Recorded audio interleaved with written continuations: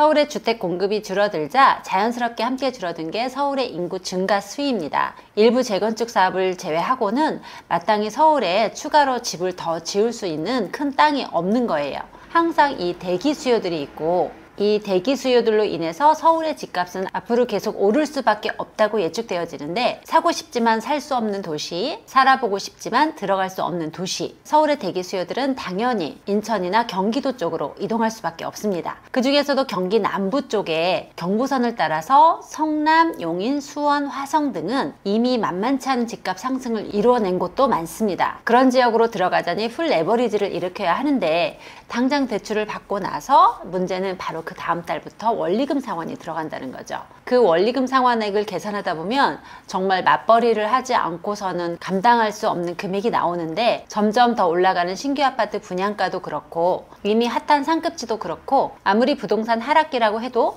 내 돈 2억 가지고 접근할 만한 곳이 좀처럼 찾기 쉽지 않습니다. 피같이 모은 현금 2억 가지고 도대체 어디에 집을 사야 할까요? 오늘도 눈 빠지게 공부하고 계신 분들을 위해서 이번 영상 준비했습니다. 끝까지 시청해주세요.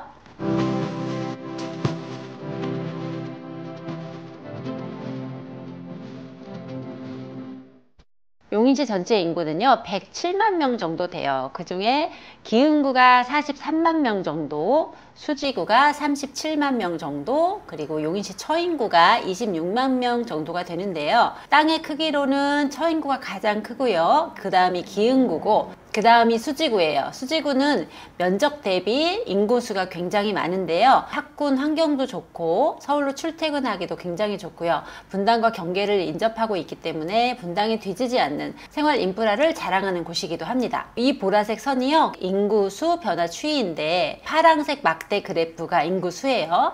인구수가 꾸준하게 유입이 돼서 계속 늘어나고 있는 지역이고요. 여기서 좀 특이한 것이 2018년도에 인구 증감률이 굉장히 늘어났죠. 늘어났고 점점 줄다가, 또 특이한 거는 2022년도에는 또 오히려 마이너스가 났어요. 숫자가 잠깐 줄었거든요. 잠깐 줄다가 다시 2023년도, 24년도로 이렇게 가면서 다시 또 증가 추세가 되고 있는데요. 2018년도는 왜 이렇게 많이 늘어났냐고 하면, 아파트 공급량으로 보면 그 답이 좀 어느 정도 보이거든요. 2018년도에는 용인시 전체적으로 굉장히 많이 늘었고, 그 중에서도 처인구가 기흥구 위주로 인구가 많이 늘었어요. 이때는 이쪽 처인구와 기흥구 쪽에 신규 아파트들이 굉장히 공급이 많았고, 그에 따라서 자연스럽게 인구들이 유입이 됐다고 보시면 되고요. 2022년도에는 약간 줄었어요. 용인시가 마이너스가 되면서 살짝 인구가 줄었거든요. 파란색은 아파트 공급수가 부족하다는 뜻이고, 빨강색은 과잉이란 뜻이에요. 그때는 용인시 전체가 아파트 공급량이 수요에 비해서 굉장히 부족한 상태였고요.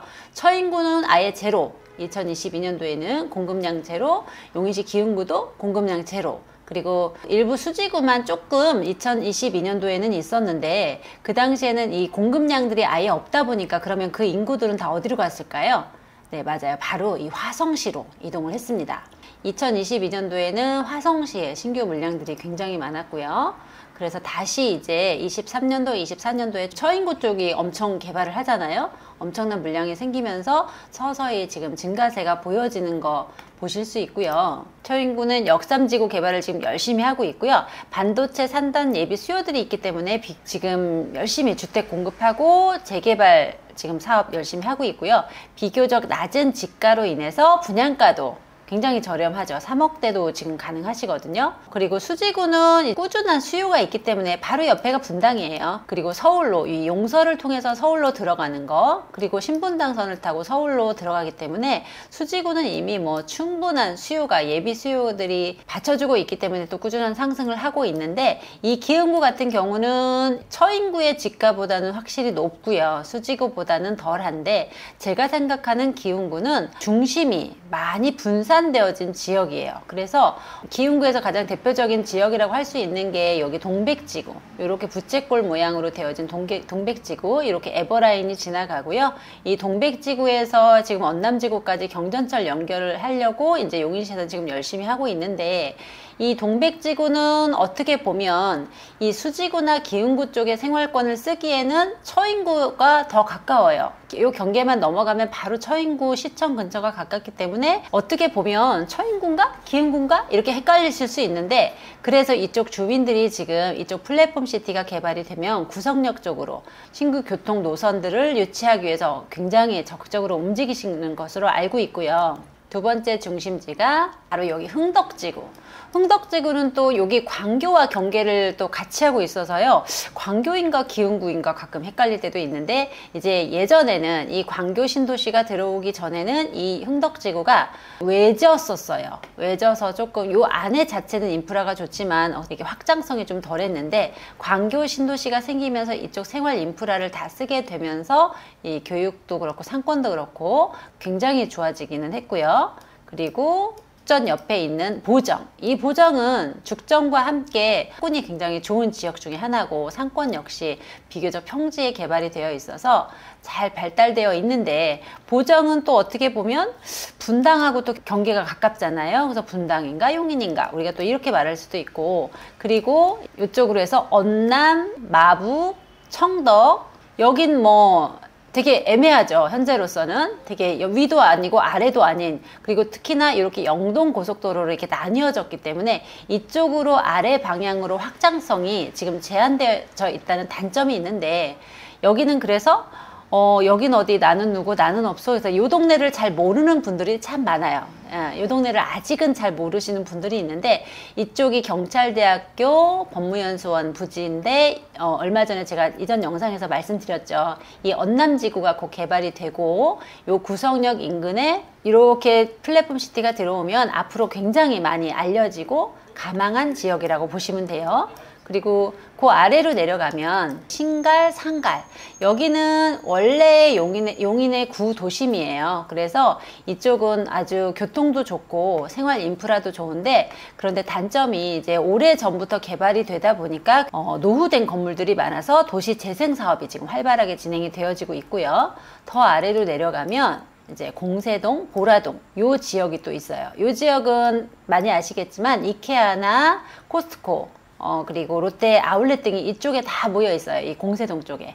그러다 보니까 여기는 또 오히려 이 프리미엄 상권들에서 좀 혜택을 보는, 그러나 여기도 지금 차를 가지고 제가 가보면 굉장히 난개발이고 주변에 도로나 어떤 지형들이 정비되어지지 않아서 현재 생활하기는 힘들겠다라는 생각이 좀 들고요. 기흥구는 지리적인 위치상 주변 경계선과 맞물려서 개발되어진 곳도 있다 보니까 이렇게 중심이 다양하게 흩어진 그런 지역인데, 이제 앞으로는 구성역 중심에 이 플랫폼 시티가 들어오게 되면 수지구와 연결되어진 기흥구에 아주 새로운 중심축이 될 것이라고 생각이 듭니다. 그러면 여러분들이 궁금해 하시는 기흥구에는 플랫폼 시티가 지금 예정되어 있잖아요. 사업에 대해서 제가 간단히 한번 훑어볼게요. 경기도 용인시 기흥구 보정동 1원 그 주변에 지금 모양이 이게 지금 보라색이 경부선이고요. 가로축이 영동고속도로예요. 그래서 경부선과 영동이 만나는 대형 신도시이기 때문에 교통에 대한 시너지도 굉장히 좋을 것이고요. 그리고 여기 구성역, 분당선은 이미 지나가고 있고, 이 구성역에 이제 GTX A 라인이 여기 환승이 되고, 우리가 도시전철, 지금 경전철 사업을 지금 동백 쪽에서 오는 거, 이 구성역을 지나서 성북까지 가는 거 용인시에서 지금 계획하고 있어요. 그래서 이 사업의 목적은요, GTX-A 용인역 역세권 복합 개발을 하고요, 자족도시로서 플랫폼을 실현한다는 거예요. 지금 기흥구 같은 경우는 솔직히 수지는 서울 쪽이 가깝기 때문에 직장이 많이 없어도 그쪽으로 출퇴근하는데 무리가 없기 때문에 수요가 받쳐주고요. 기흥구는 서울로 출퇴근하기엔 현재는 마땅한 광역 교통망이 없다 보니까 배도타운의 기능을 많이 했었어요. 그런데 여기에 이제 사업 대상지에는 자족 기능을 갖춘 경제도시가 계획되어져 있는 거예요. 그래서 그 세부적인 개발 구상도를 보면 이렇게가, 이게 지금 남북으로 길게 도시가 생길 거잖아요. 여기는 생활권, IT 첨단 산업, 첨단 제조 산업에서 생활권, 요건 이제 낮 시간대 일하는 사람들이 많이 생기겠죠. 그리고 여기가 공동주택 있고요. 여기에 단독주택 조금 있어요. 그리고 이쪽도 공동주택 조금 있고요. 그리고 여기는 공공업무지구, 공간은 이렇게 지금 계획하고 있고, 거기서 이제 또 궁금한 게 학교가 또 학교용지잖아요. 학교 용지는 요 플랫폼 시티 북쪽에는 이렇게 학교가 하나, 둘, 그리고 그 아래 셋, 넷, 총 4개가 학교 용지가 생기고 그 옆에 유치원 이렇게 있는 거 보니까 얘네가 초등학교 같아요. 유치원하고 같이 있는 거 보니까요. 그리고 여기는 뭐 국공립 유치원쯤 될 것 같고, 여기는 초등학교가 될지 여기가 중학교일 것 같고, 제 생각엔 여기가 고등학교일 것 같기는 한데 그거는 아직 정해진 거는 없고요. 그리고 또 중요한 거는 여기가 2019년도 5월에 3기 신도시 중규모 택지지구로 선정이 이미 됐어요. 국토부에서. 그리고 이 중에서 여기가 지금 주거지역이잖아요. 이 주거지역에서 요 부분, 여기에 이제 임대, 공공주택이 공공임대가 들어오고, 여기에 또 일부 통합임대가 들어오기로 계획이 되어져 있고요. 임대주택은 그렇게 비율이 많지는 않은 것 같아요. 이 면적에 비해서 임대주택은 그렇게 많지는 않은 것 같고, 평수도 굉장히 다양하게, 그리고 여기가 지금 가장 분양가가 비쌀 예정인 주상복합 자리인데요. 이 주상복합 자리도 처음에는 대형 평수 위주로 구상을 했다가 주민들과 협의를 하고 나서 60제곱미터 이하랑 84제곱미터까지 아주 골고루 넣는 것으로 이제 계획이 바뀌어졌고, 대형 평수는 85제곱미터 초과는 여기겠네요. 여기 요 부분, 여기가 지금 대림 2편한 용인 플랫폼 시티가 여기쯤 있고요. 여기가 지금 대형 평수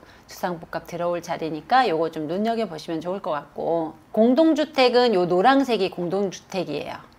이렇게 계획이 되어져 있고, 요 아래쪽에는 단독주택, 여기도 공동주택, 그리고 요거는 상업시설들, 이쪽에는 이제 다양한 뭐 쇼핑센터라든지 뭐 호텔이라든지 이런 게 들어오겠고요. 요런 건, 요 아래쪽은 제조산업, 그리고 이쪽은 첨단 지식산업, 요렇게 지금 토지 이용 계획은 하고 있어요. 그리고 계획 인구는 28,000명 정도, 28,000명 정도 인구를 계획하고 있고, 세대수로는 10,000세대 정도 공급을 할 예정이라, 단독주택은 되게 조금밖에 없죠. 154세대밖에 없는데, 이거는 기존에 여기에 살고 있던 원주민들이 거의 다 받을 예정으로 알고 있고요. 공동주택은 5,300세대 정도 되어 있고, 그리고 주상복합이 한 4,800세대 정도 들어오니까 여기가 주상복합 자리예요. 그리고 여기가 구성역이고요. 구성역 주변에 주상복합이 들어오면 그 인근에는, 주상복합은 상업재 짓는 거다 보니까 그 인근에 뭐 호텔이라든지 쇼핑센터라든지 뭐 어떤 백화점도 지금 뭐 이야기는 하고 있지만 구체적으로 어떤 백화점 얘기는 없고요. 확정된 거는 없고, 그래서 여기가 가장 핫한 상업지가 될 것 같아요. 지금 시장은 생애 최초는 80% 대출이 가능하시고요. 무주택자는 70% 대출 가능하시고 1주택자는 60% 대출이 가능하잖아요. 근데 대출이 된다고 풀로 받으면 어떻게 돼요? 영혼이 털리죠.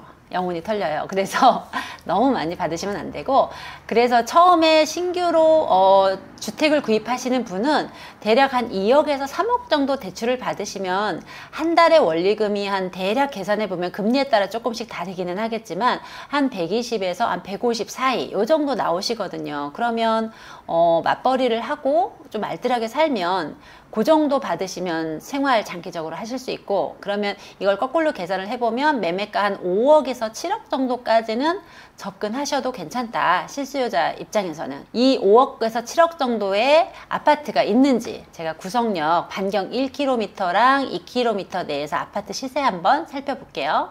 구성역에서 이렇게 반경으로 1km면 이렇게 돼요.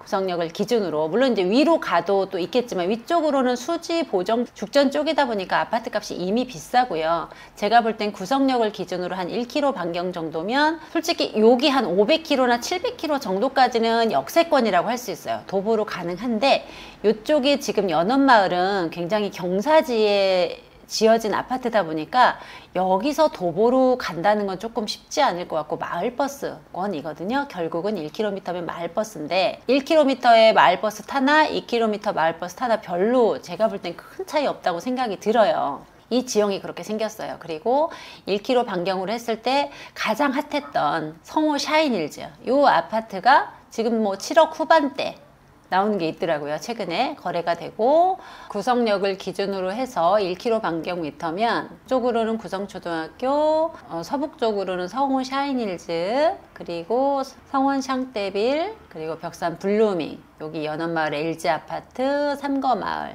그러면 그쪽 매가를 한번 볼까요?